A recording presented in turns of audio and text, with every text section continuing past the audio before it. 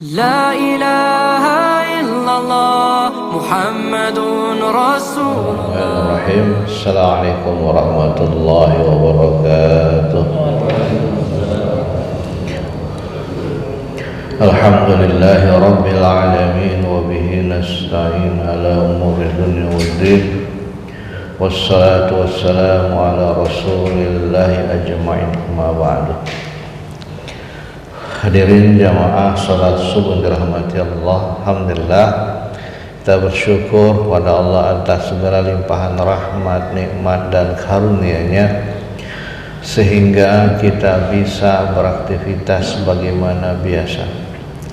Salawat teriring salam semoga tercurah pada qudwah kita, Rasul kita Nabi Muhammad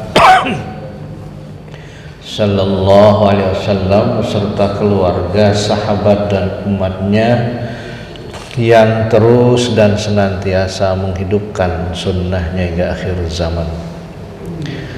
Baik jamaah sekalian, tema kita kali ini mengambil surah Al-Mu'minun ayat 1 sampai 11, yaitu orang-orang mukmin yang beruntung, di mana Allah menyampaikan, Allah berfirman, A'udzu billahi minasyaitonir rajim.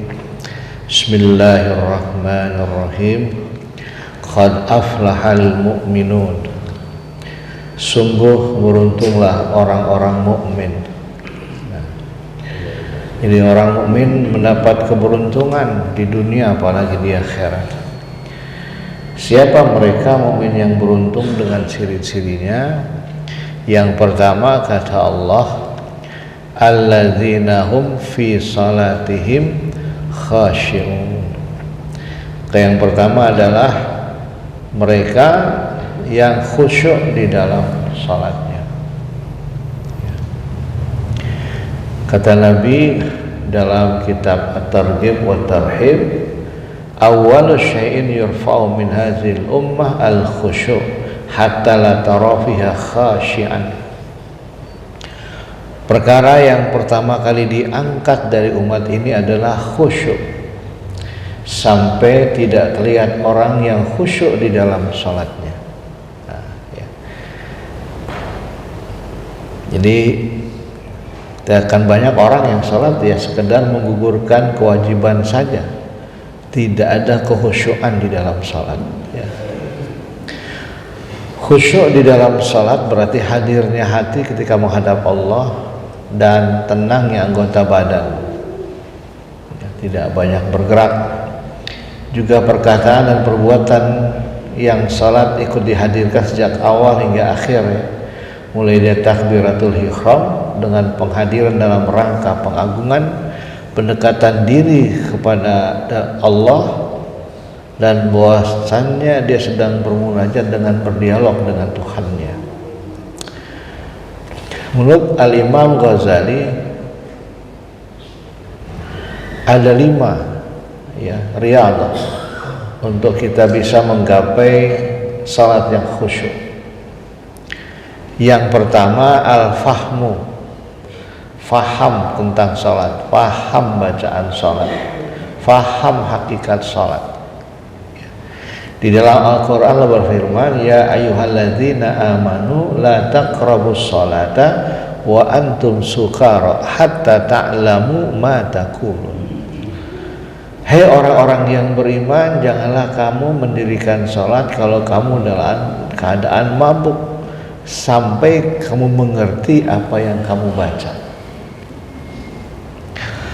Hadis ini asbabun nuzulnya real. Ada sahabat yang mabuk sholat, masih keadaan mabuk sholat. Karena dulu pengharaman sholat itu kan bertahap, Pak. Pengharaman khomer tidak langsung, karena bukan hal yang gampang. Minum minuman keras bagi penduduk Mekah, Madinah, orang Arab itu sudah menjadi tradisi turun menurun luhur mereka karena cuaca yang ekstrim. Kita tahu di sana kalau musim panas ekstrim bisa sampai 50 derajat, kita paling 32 udah panas. Kalau musim dingin itu juga ekstrim, bisa di bawah 10 derajat. Itulah kata Quran, rihlatas syita'i wasaif. Jadi menyimpan khomer menjadi tradisi. Jadi kalau kita nyimpan khomernya mungkin botolan, mereka drum, jadi nyimpannya drum-druman. Nah konon katakan khomer itu makin lama disimpan makin bagus kualitasnya katanya. Makanya pengharaman khamr itu tidak langsung diharamkan. Pertama, yas'alunaka 'anil khamri, ada orang nanya tentang khamr, katakanlah khamr itu obat tapi mudaratnya lebih besar daripada manfaatnya. Baru yang kedua, tahap melarang mabuk dalam keadaan sholat. Jadi jangan sholat lalu dalam keadaan mabuk. Dan ada kejadian yang real saat itu, ya. Ada seorang sahabat sedang mabuk, jadi belum pulih kesadarannya, masih di bawah khamr, sholat, baca al-kafirunnya terbolak-balik, ya. Qul ya ayyuhal kafirun a'budu ma ta'budun. Jadi la-nya hilang karena sedang mabuk. Ada sahabat yang lapor pada Nabi, turunlah ayat ini, ya. La taqrabus shalah. Baru nanti yang ketiga, pengharaman khamr secara totalitas. Innamal khamru wal maisiru wal azlamu rijzum min amali syaitan. Nah ketika diharamkan secara total, itulah baru tahap ketiga di saat umat sudah kuat keimanannya. Saat itu menurut Quran, menurut tafsir, kota Madinah banjir khamr. Nah mereka sebagai bentuk tobatnya membuang simpanan mereka di gudang-gudang mereka. Jadi yang disimpan bukan botolan, drum-druman, kebayang, ditabur semua kejahatan untuk taubat. Nah kembali ke tema kita, Allah mengingatkan la taqrabus shalah wa antum sukara hatta ta'lamu ma taqulun. Janganlah kamu mengerjakan salat dalam keadaan mabuk sehingga kamu mengerti apa yang kamu baca. Al-fahmu, belajar memahami, mengerti bacaan salat. Ketika takbiratul ihram, Allahu akbar, kita tahu benar mana Allah zat yang maha besar. Keagungan hanya milik Allah, ya. Ketika kita baca Fatihah, alhamdulillahi rabbil alamin, dalam hadis qudsi Allah mengatakan, ya Muhammad, wahai hambaku penghuni arsy, dengarkan aku sedang dipuji oleh hambaku. Sampai ada kata-kata iyyaka na'budu wa iyyaka nasta'in, aku akan ijabah doa-doa mereka. Jadi salat itu dalam kita baca surah Fatihah, kita sedang berdialog dengan Allah, ya, berdialog dengan Allah. Nah, maka ini yang pertama, al-fahmu, mulailah kita belajar memahami bacaan salat. Yang kedua, al-haibah, salat itu perkara yang hebat, ibadah yang luar biasa. Di mana haibahnya salat, kehebatan salat? Pertama, kalau perintah lain cukup Jibril yang datang kepada Rasulullah. Perintah puasa, Jibril datang, kutiba alaikumus siyamu kama kutiba alal ladzina min qablikum la'allakum tattaqun. Udah Nabi puasa, ya. Haji, Jibril datang, wa azin fin nasi ya'tuka rijalan wa ala kulli dhamiri ya'tina min kulli fajjin amik. Langsung Nabi perintahkan sahabatnya haji, ya. Khudz min amwalim shadaqatan tutahhiru wa tuzakkihim biha. Zakat, Nabi langsung bentuk ambilnya, tagih yang udah berkewajiban zakat. Hatta perintah perang, qatilu fi sabilillahi alladzina yuqatilunakum, perangilah di jalan Allah orang-orang yang memerangi kamu. Tetapi ayat tentang salat beda, ya. Yang pertama di surah Al-Isra menjadi judul sendiri, itu peristiwa Isra Mi'rajnya. Yang kedua di surah An-Najm, peristiwa Mi'rajnya, Isra'nya di surah Al-Isra. Allah menyatakan subhanalladzi asra bi'abdihi lailan minal masjidil haram ilal masjidil aqsa alladzi barakna haulahu linuriyahu min ayatina innahu huwas samiul basir.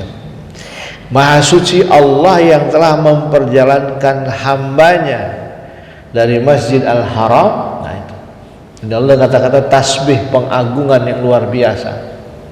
Jadi Nabi dijemput oleh Jibril, dibawa dengan buraq ke Al-Aqsa Palestina yang sekarang sedang bermasalah, terus melintasi 7 lapis langit, akhirnya berjumpa dengan Tuhannya di Sidratil Muntaha, dan disitulah SK salat diberikan. Ketika turun mulailah Nabi melaksanakan salat dengan berjamaah. Begitu hebatnya perintah salat sampai Nabi menyatakan ketika ada sahabat yang bertanya, ayu amalin ahabbu indallah, ya Rasulullah, pekerjaan apa yang kalau saya kerjakan Allah mencintai saya? Maka jawaban Nabi, as-salatu ala waktiha, salat tepat pada waktunya. Bahkan lebih tegas lagi kata Nabi, al-farqu bainana wa bainal kufri tarkus shalah, yang membedakan kita dengan orang kafir hanyalah meninggalkan salat. Man taraka salatan muta'ammidan faqad kaffara jiharan. Barang siapa yang meninggalkan salat dengan terang-terangan, enggak ada uzur syar'i, ya, dan nggak ada alasan kita bisa meninggalkan sholat, Pak. Kalau puasa kita boleh nggak puasa. Faman kana minkum maridon aw ala safarin fa iddatum min ayyamin ukhra. Bulan Ramadan kalau kondisi kita sakit, lagi musafir, boleh nggak puasa. Jadi kita jangan marah kalau di jalan ada orang makan minum gitu ya. Mungkin dia sedang musafir atau sakit, ya. Tapi kalau ke sholat nggak ada rukhsah untuk bisa meninggalkan sholat, saking hebatnya sholat. Yang ada meringankan kewajiban sholat, dari 4 dikosor jadi 2. Kalau kita lagi musafir boleh ditarik, zuhur ditarik ke asar, asar ditarik ke zuhur, namanya jamak takdim, atau zuhur dimundurkan di waktu asar, namanya jamak takhir. Tapi nggak ada satu dalil pun yang membolehkan kita meninggalkan sholat. Itulah ya haibah. Sholat itu suatu yang haibah. Makanya Rasulullah kalau sudah menjelang azan tidak memperdulikan sahabat. Karena ada hadis tuh seorang badui setelah azan menjelang qomat nanya, ya Rasulullah, mana saat kapan terjadinya kiamat? Nabi diam aja, cuekin. Sampai akhirnya qomat, sholat, setelah sholat zikir baru balik badan. Tadi siapa yang bertanya? Ya saya ya Rasul. Apa pertanyaan? Manis saat kapan terjadinya kiamat? Barulah Nabi jawab.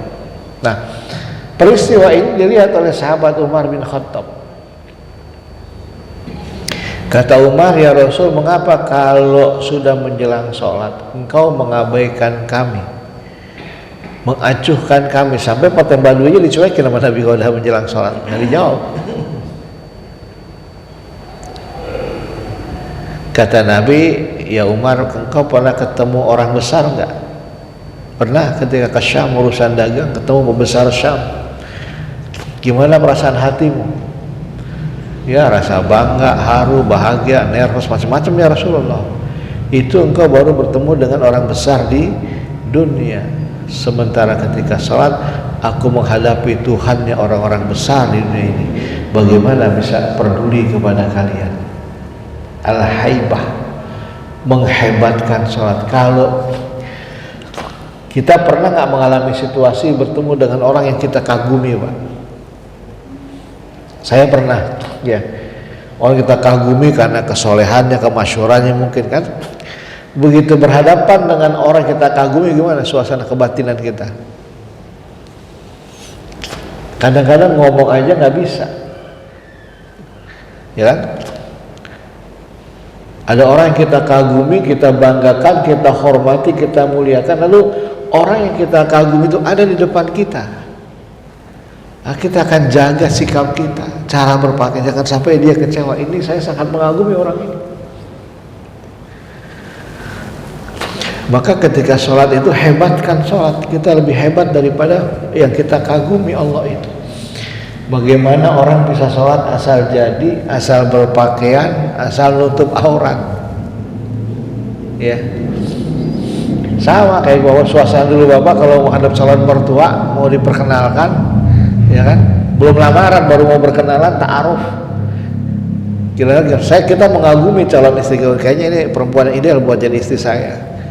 Dikenalkan, suruh datang ke calon mertua, dia pengen tahu calon mantu yang akan melamar anaknya. Maka cara kita berpakaian, bertutur kata, santun, rapi, maka begitulah harusnya sholat. Haibah, kita menghebatkan ibadah sholat, menghebatkan zat yang luar biasa yang memiliki langit dan bumi. Yang ketiga, al-khauf wa raja, adanya rasa takut. Khauf, raja, harapan. Nah, khauf kita kepada Allah berbeda dengan khaufnya kita kepada makhluk. Ya, begitu banjir, tiba-tiba ada kabar peternakan buaya jebol, buayanya pada lepas. Nah, ada rasa takut, kita nggak akan berani itu turun ke air, ya kan? Atau ke sungai yang kita dengar kabar, entah buayanya ada di mana, lewat sungai kita apa enggak. Ada rasa takut pada makhluk, kita cenderung menghindar. Tapi khauf kita kepada Allah adalah semakin kita mendekatinya, meratap di hadapan Allah. Roja, berharap. Ya, ilustrasinya kayak kita mau diterima kerja, udah jadi sarjana, kepengen dapat kerja, khauf. Begitu dipanggil lamaran, ada rasa takut. Kira-kira entar lulus gak ya? Raja, berharap, mudah-mudahan ini departemen terbaik yang bisa menerima saya kerja, bisa mengangkat derajat saya, membantu orang tua mencari nafkah. Nah, dari rasa khauf dan roja itu melahirkan semangat dan fokus. Begitu ujian psikotes, kita buka lagi buku-bukunya. Lulus dipanggil buat wawancara, cari baju yang baik. Nggak punya baju, minjem sama ipar atau sama kakak kita. Kak, pinjam baju, saya mau wawancara nih di perusahaan kalau nggak rapi nggak enak. Begitulah kondisi khauf wa raja. Kita takut kalau sholat kita sholat yang tidak diterima. Umur udah 50, 60, 70, ternyata sholat kita sia-sia. Raja, berharap inilah sholat yang terbaik yang Allah terima, yang menjadi kebanggaan kita di yaumil qiyamah. Maka kita fokus mulai dari salat dan rukunnya. Al-haya, yang keempat, kata Ghazali, tumbuhkan rasa malu. Ya, dalam surah Al-Kautsar Allah berfirman, inna a'tainakal kautsar, sungguh kami telah berikan kepadamu nikmat yang sangat banyak. Nikmat karunia Allah luar biasa. Bahkan di surat Ar-Rahman berkali-kali Allah menyindir kita, fabi ayyi ala'i rabbikuma tukadziban, dan nikmat Tuhanmu yang mana lagi yang kau dustakan, sampai kita tidak mau bersyukur atas nikmat dan karunia Allah.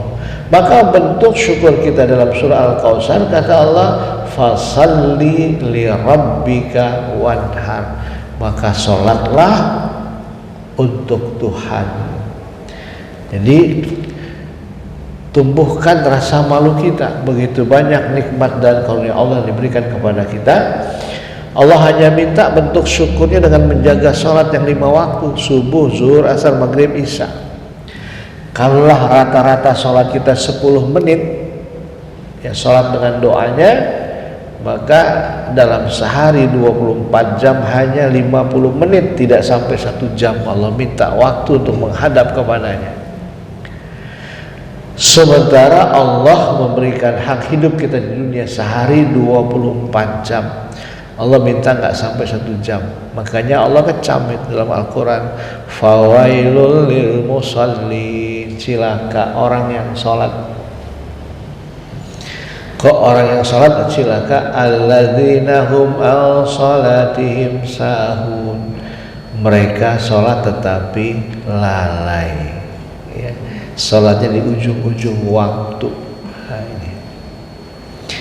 Yang kelima, menggapai salat yang khusyuk, hudurul qalbi, menghadirkan hati, ya. Ketika sudah Allahu Akbar, makanya kalimat pertama yang keluar takbiratul ihram. Allah yang maha besar, sudah kecilkan sesudahnya. Enggak ada yang lebih besar, enggak ada yang lebih terhormat, enggak ada yang lebih mulia kecuali hanya Allah Subhanahu. Allahu Akbar. Menghadirkan hati.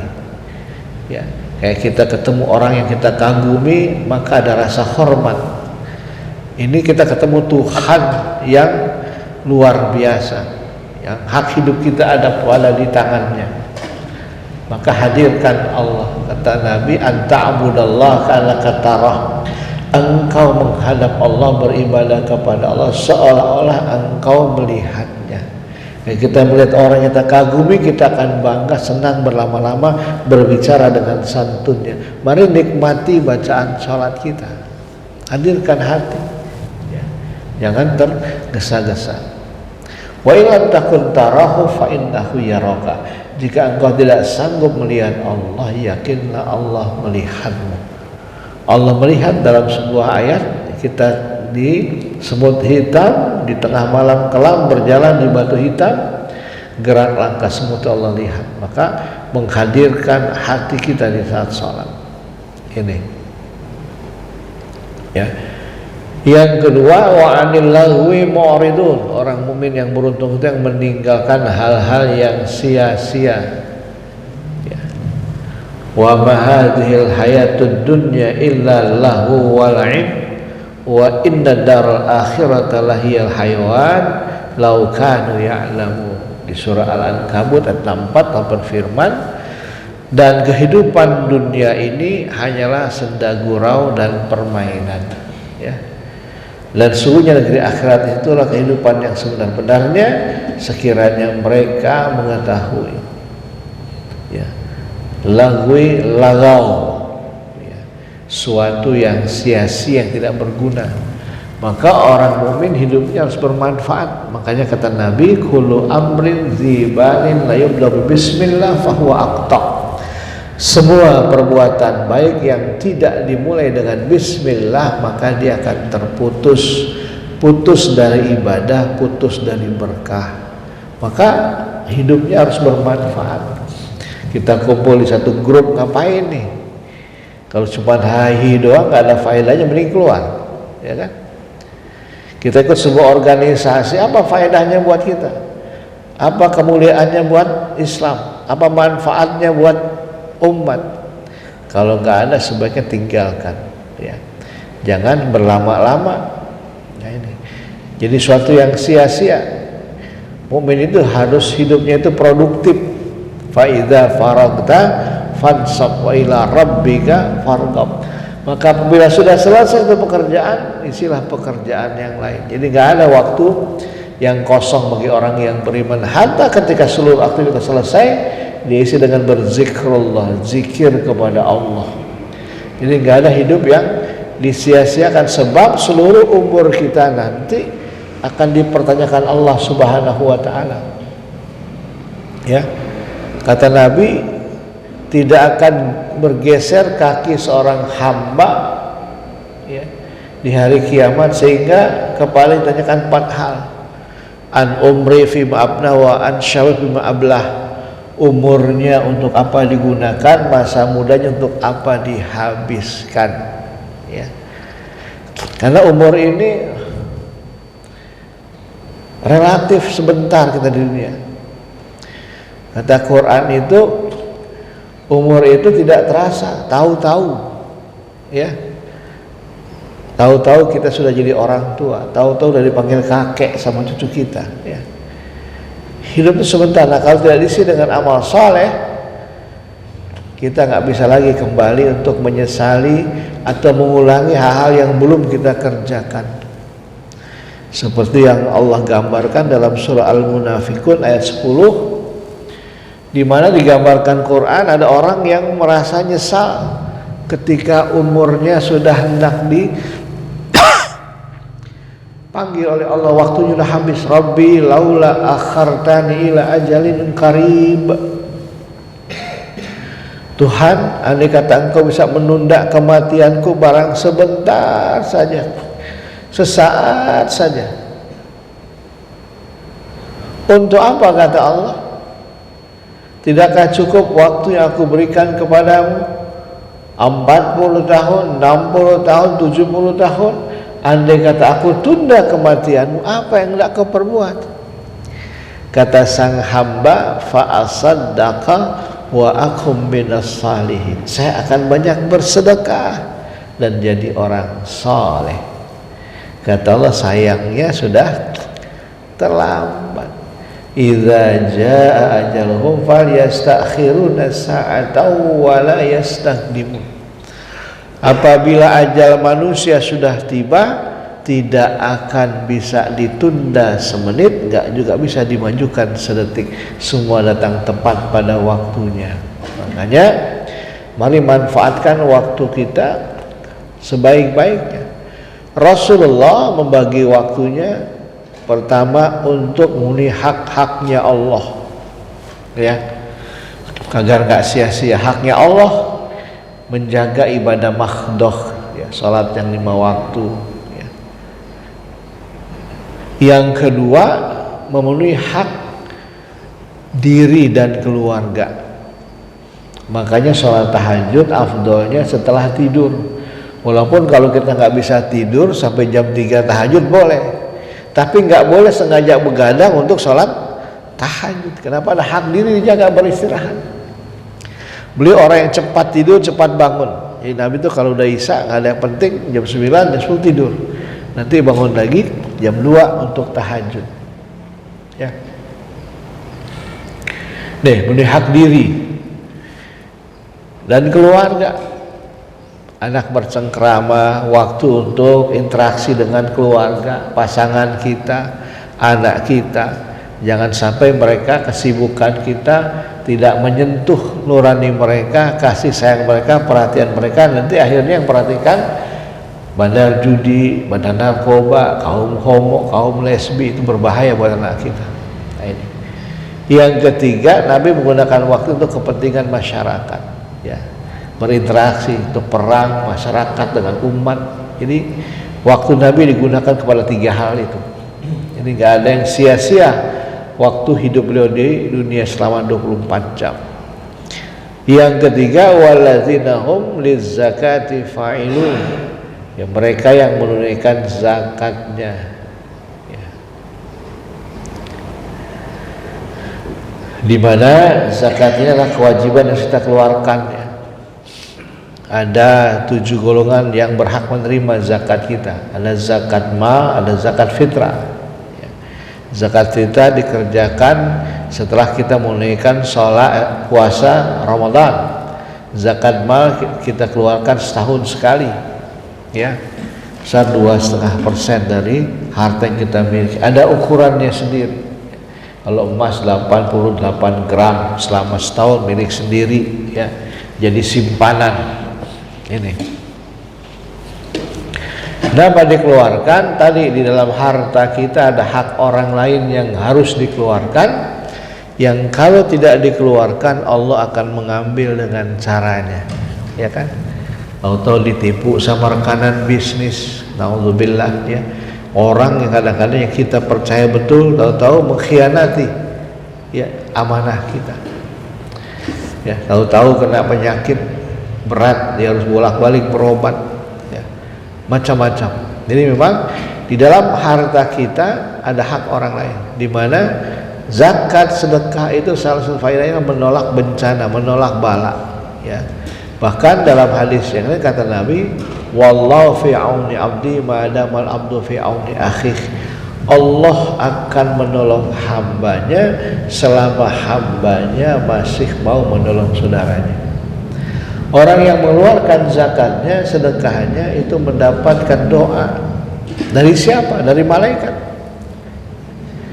Kata Nabi, tidaklah satu hari pun di mana hamba Allah untuk pada waktu pagi harinya kecuali ada 2 malaikat yang turun. Jadi tiap pagi malaikat turun. Ada 2 malaikat. Salah satu di antara mereka berdoa, ya Allah, berikanlah ganti kepada orang-orang yang berinfak. termasuk orang yang berzakat. Dan malaikat yang lain berdoa, ya Allah berikanlah kerugian kepada orang-orang yang menahan hartanya, yang nggak mau mengeluarkan zakatnya kepada orang yang berhak. Maka disuruh ini.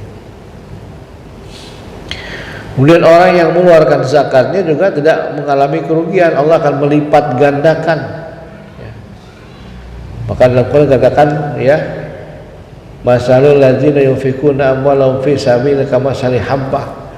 Perumpamaan orang-orang yang mengeluarkan hartanya, menafkahkan hati jalan Allah seperti satu bulir, di mana tiap bulir itu ada 100 kebaikan. Ada 7 bulir, satu bulir ada 100 kebaikan. Jadi 7 kebaikan, 700 kebaikan. Satu sedekah kita, infak kita, zakat kita dibalas dengan 700 kebaikan. Jadi luar biasa. Jadi nggak ada orang yang rugi dan nggak ada ceritanya ada orang yang mengeluarkan zakat, sedekah, infak lalu menjadi miskin hidupnya. Ya, yang ada semakin berkah. Ya. Zakat kita sekali-kali tidak akan mengurangi harta yang Allah karuniakan kepada kita. Ya. Sesungguhnya dia akan Allah tambahkan kemuliaan. Ya.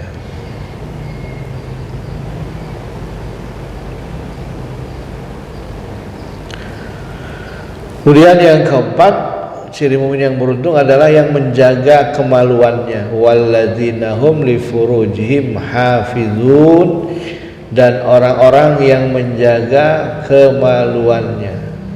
Dalam pesannya Rasul mengatakan, mayat manali ma baina lihiyaihi wa ma baina rijlaihi atman lahul jannah. Barang siapa yang bisa memberikan jaminan kepadaku untuk menjaga apa yang ada di antara dua janggutnya, mulut, dan dua kakinya, kemaluan maksudnya, maka aku berikan kepadanya jaminan masuk surga. Jadi siapa yang bisa menjaga dua lubang yang ada dirinya, pertama lubang mulutnya, nggak ngomong sembarangan, nggak gampang mencaci maki, nggak gampang menuduh, memfitnah, nah, dia jaga betul mulutnya hal yang negatif, dan menjaga di lubang yang ada di dua kakinya, kemaluannya, aku akan jamin kepadanya aku berikan surga. Ya.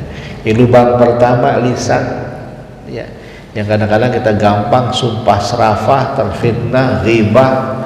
Maka lubang yang kedua ini yang berat sekarang ini, ya, itu lubang kemaluan. Dimana sekarang ini pelacuran, kalau dulu orang melacur komplek prostitusi, ya kan, dan sekarang mampir ke HP kita, Pak, ya kan.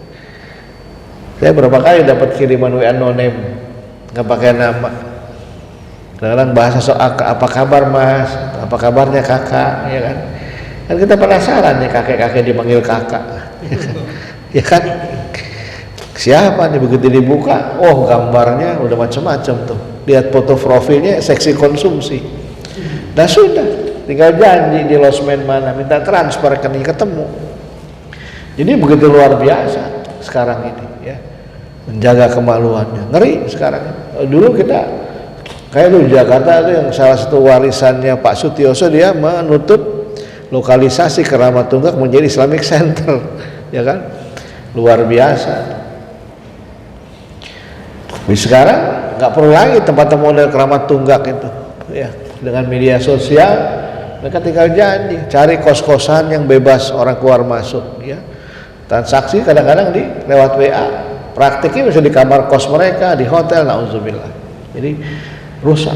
Bahkan menurut Kompas hampir setiap tahun 1,5 juta remaja putri aborsi. Usianya 12 sampai 21 tahun. Jadi mulai dari SMP sampai SMA. Ini kisah nyata. Iya, sebut nama tapi lingkungannya. Di puskesmas tempat saya tinggal di Bojongsari, tiba-tiba ada ibu bawa anak putrinya kelas 2 SMP, di kelas 8, ya, sakit perut dari malam hebat, dari kasih obat warung nggak sembuh juga. Kebetulan kepala puskesmasnya dokter kandungan. Karena di dokter kandungan feelingnya dia ini anak bukan sakit perut biasa, kayaknya mau lahir, kayak suruh bawa ke ruang bersalin. Diperiksa benar, ini anak kelas 2 SMP ini sudah bukaan 1. Badannya kecil, dia tutupin perutnya nggak ketahuan. Anda harus punya akte kelahiran. Akte kelahiran kan harus ada surat nikah, ditanya siapa pelakunya, pacarannya, kakak kelasnya kelas 3 SMP. Ya. Di mana dia melakukannya? Tanya sama keluarga. Ya di rumah pacarnya. Karena si pacar lakinya ini, mohon maaf, bukan merendahkan profesi ya, mau kerjaan bapaknya ngojek online, ibunya jadi pembantu rumah tangga. Jadi pagi dia udah berangkat kerja di komplek, ya kan.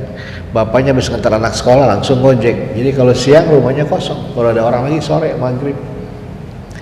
Nah pulang sekolah mereka main ke rumah sambil nonton tayangan yang tidak semestinya di HP berbuat. Nauzubillah, kebayang kan? Suaminya kelas 3 SMP, istrinya baru kelas 2. Maka luar biasa daya rusaknya sekarang. Kita harus menjaga ya. Nah, jadi kalau dulu kita ya tadi kemaksiatan ada tempatnya, dilokalisir. Nah, sekarang nggak bisa. Di era media sosial, maka imanlah yang menjadi kekuatan kita sekarang. Kalau nggak repot kita. Ya. Kemudian yang kelima, menjaga amanah. Walladzina hum li amanatihim wa ahdihim ra'un.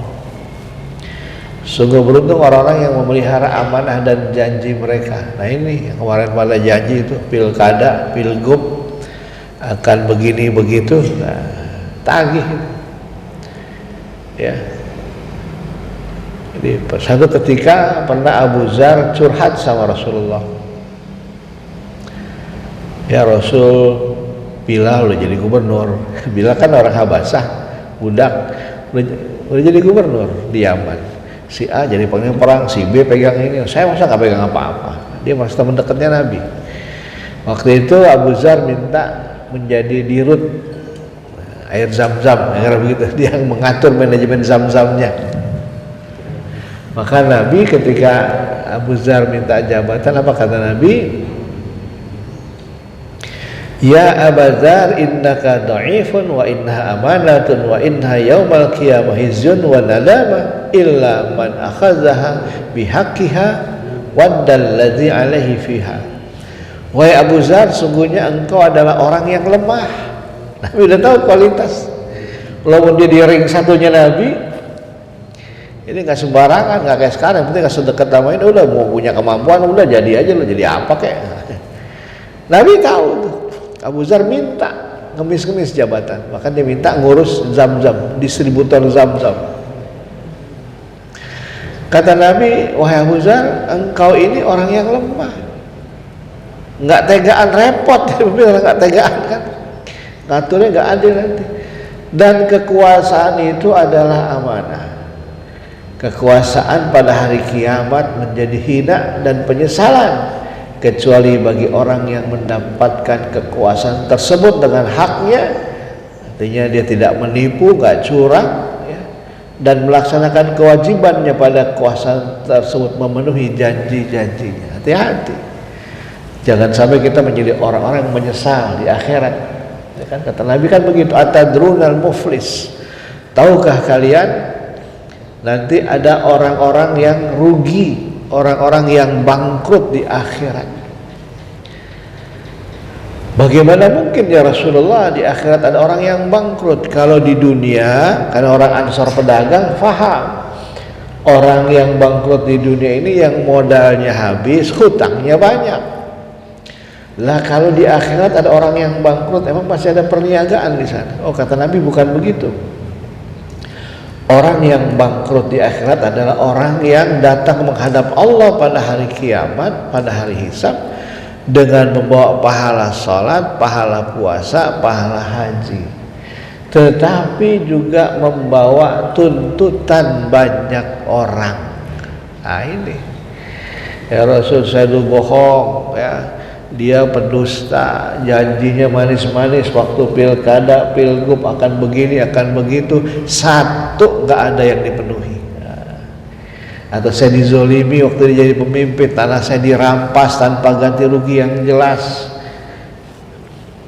maka hari ini saya menuntut balas. Kata Nabi, karena nilai rupiah udah nggak berlaku, nilai barang nggak berlaku, yang ada pahala dan dosa, maka pahala dia diambil, ditarik setara dengan kejahatannya.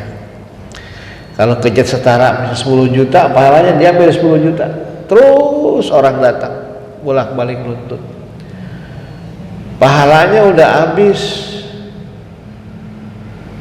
gimana? Yang datang menuntut masih ada, maka dosa orang yang menuntut diambil, diserahkan kepada dia. Udahlah modal pahalanya habis, ya, beban dosa orang lain dia tanggung. Sumayung zafu ilan nar, kemudian dia dilemparkan Allah ke dalam api neraka. Naudzubillah. Makanya ya, ngerilah kita menjaga amanah, nggak boleh sembarangan. Hatta yang terkecil, jadi ketua RT, ketua RW, ketua masjid, bukan buat gagah-gagahan sebagai ketua, tapi ada konsekuensinya. Anda amanah nggak? Pegang janji nggak? Kalau sudah nggak mampu, berikan kepada orang yang siap untuk memegang amanah. Jangan dipegangin tapi nggak dipenuhi janjinya, nggak ditunaikan hak-haknya sebagai ketua, sebagai pemimpin. Maka itu kan jadi beban nanti di hari kiamat. Nah, ini. Dan yang keenam, menjaga salatnya. Ya. Wallazina hum ala salatihim yuhafizun, orang-orang yang komitmen menjaga salat. Ya. Yang dia tidak mengabaikan, yang tadi katakan ketika sahabat bertanya pekerjaan apa yang kalau Allah cinta kepada saya, ayu amalil habu indallah, kata Nabi, as-salatu ala waqtiha, salat tepat pada waktunya. Maka salat tepat pada waktu itu bagian dari ibadah yang dicintai Allah. Makanya disiplin militer itu sebetulnya adalah DNA-nya umat Islam. Tepat, ya, cepat, ya, tidak menunda-nunda, itu kan adab seorang muslim. Ya. Ketika puasa, sunnahnya puasa apa? Mempercepat buka, nggak boleh ditunda. Kalau udah maghrib nggak boleh, saya tar aja, bukanya habis isya, saya masih kuat, tidak. Sunnahnya dipercepat. Ya. Maka kedisiplinan, ya, mental militer itu adalah mentalnya umat Islam. Jadi aneh kalau ada orang Islam malas-malasan. Ya. Dan Umar pernah marah ketika Umar mau keluar masjid, ada seorang sahabat lagi doa aja, sampai Umar lewat lagi mungkin waktu doa dia masih doa aja. Kata Umar, ngapain mas tadi? Saya pulang dari subuh Anda masih doa, sampai sekarang waktu doa masih doa juga, lagi minta rezeki ya khalifah pada Allah. Udah dikasih? Belum. Kata Umar, inna sama la tumtiru zahaban wala fiddatan. Ketahuilah sesungguhnya langit tidak akan pernah menurunkan hujan emas dan perak. Artinya seorang mukmin hidupnya harus produktif, tidak boleh pasif menunggu. Makanya dalam ibadah haji dan umrah ada ritual Safa Marwah. Ngapain Safa Marwah? Ibunda Hajar nyari rezeki demi anaknya bisa bertindaknya karena asinya kering. Safa Marwah 7 kali bolak-balik. Tapi itu air adanya di mana Pak airnya? Adanya di mana? Di Bukit Safa, dekat hentakan kakinya Ismail. Ngapain capek-capek lari ke Safa Marwah? Dari tadi aja nangis situ kan. Ya Allah, minta air, ya Allah, turun air. Artinya apa? Dahulu karena ikhtiar kita kemana-mana, nanti Allah akan berikan solusi dan rezekinya dari mana-mana. Jadi nggak boleh pasif, ya. Mas nggak kerja mas, bagaimana Allah aja lah, dapat duit syukur enggak, ya udah. Ini malas namanya, bukan tawakal. Jadi konsep tawakal itu bukan begitu. Makanya konsep tawakal menjadi wajib haji, menjadi pembelajaran buat kita bagaimana Ibunda Hajar berikhtiar mencari rezeki. Jadi cari kemana, bergerak dulu. Nanti Allah akan kasih solusi dari mana-mana. Nah inilah jamaah sekalian. Ya kata Allah, ulaikal warisun, mereka itu orang yang berhak mendapatkan, yang akan mewarisi apa? Alladzina hum yarisuna al-firdausa hum fiha khalidun. Ia akan mewarisi surga Firdaus, mereka kekal di dalamnya. Nah inilah jamaah sekalian tema kita kali hari ini. Mudah-mudahan ada manfaatnya, benar datangnya dari Allah, keliru dan salah, kealfaan kesilapan saya pribadi. Pada Allah saya bersifar, berjawab saya mohon maaf. Assalamualaikum warahmatullahi wabarakatuh.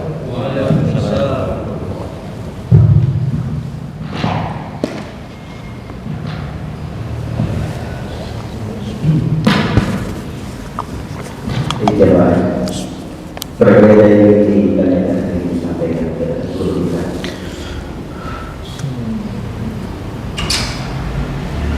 Pada paham semua.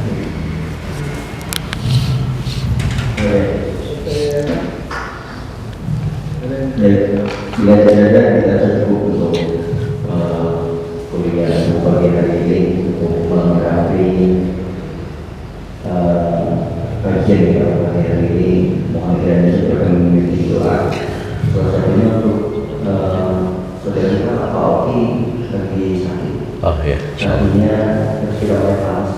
Masya Allah ya. Ya, mari kita baca awal kitab Suratul Fatihah. Mudah-mudahan Pak Oki kembali sehat seperti sedia kala. Allah sembuhkan penyakitnya, juga saudara kita yang lain yang sedang sakit ya. Ini kembalikan kesehatannya. Allah murahkan rezeki kita, diberkahkan rumah tangga kita. Liridailah wali maqasid dan al-Fatihah.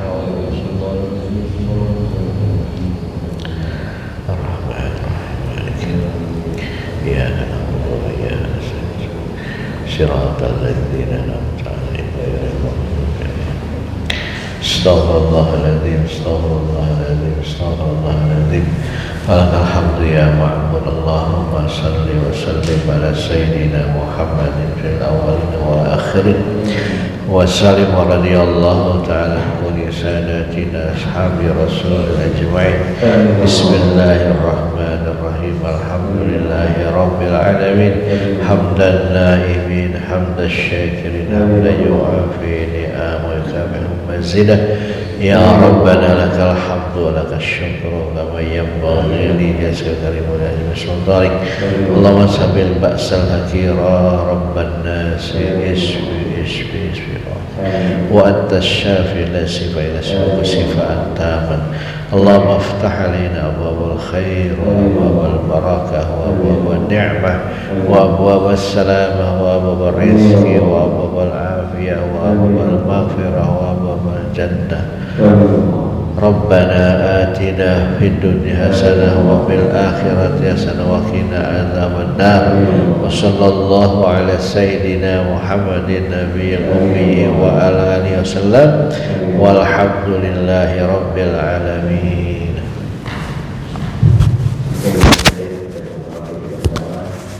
Ya,